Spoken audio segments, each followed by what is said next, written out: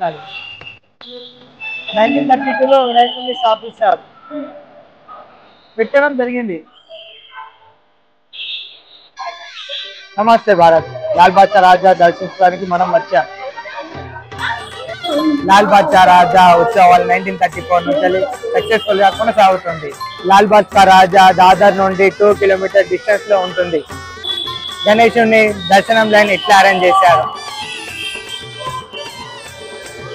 లాల్ బాద్షా గణేష్ దగ్గర 2 లైన్స్ ఏర్పాటు చేశారు. ఇప్పుడు మనం వెళ్ళే ముఖద్వారం దారి. ఇక్కడ 2 దారులు ఉంటాయి. ఇంతకుముందు మనం చూసింది మొదటిది ముఖ దర్శనం, మరొక దారి కూడా ఉంది, అదే చరణ్ స్పర్శ దారి. ఈ దారిలో దాదాపు 10 గంటల కంటే ఎక్కువ సమయం పడుతుంది భక్తులు. అందుకే మేము ముఖ దర్శనం దారి ఎంచుకున్నాం.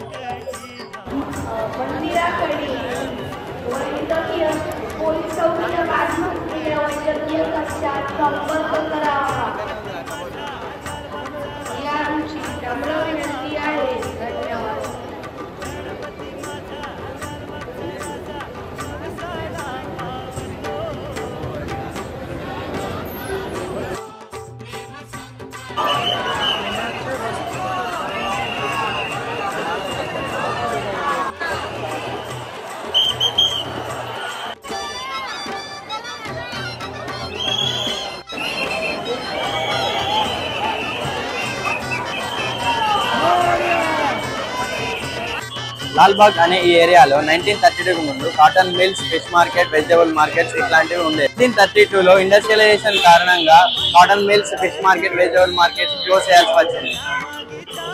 అయితే అప్పుడు మార్కెట్ స్థానికులు, మార్కెట్ కమిటీ వాళ్ళు అందరూ కలిసి ఒక నిర్ణయం తీసుకోవాల్సి వచ్చింది.